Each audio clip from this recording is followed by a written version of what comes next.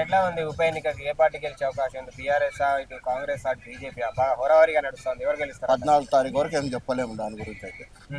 అంటే అందరూ హోరాహోరీ కాంగ్రెస్ కూడా ఉంది, దాన్ని కూడా ఉంది. అంటే ఎవరెవరి మధ్యలో పోటీ ఎక్కువ ఉంది అనుకుంటా?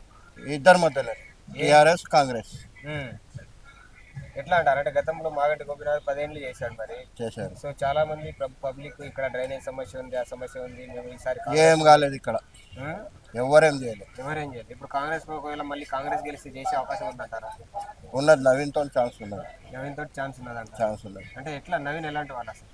మంచి వాళ్ళే, చిన్నప్పటి నుంచి చూస్తున్నాం, ఆయనకు చూస్తున్నాం, అలా అయ్యకు చూస్తున్నాం, అందరికి చూస్తున్నాం. ఎలాంటి మంచి పనులు చేసేవారు?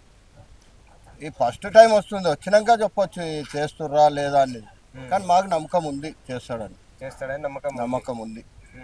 అంటే ఖచ్చితంగా ఏ పార్టీ గెలుస్తుంది అని చెప్పలేరు, అది చెప్పలేము. ఎందుకంటే అక్కడ కూడా టీఆర్ఎస్లో కూడా జనాలు ఉన్నారు, ఇక్కడ కూడా ఉన్నారు, కానీ ఏది గెలుస్తుంది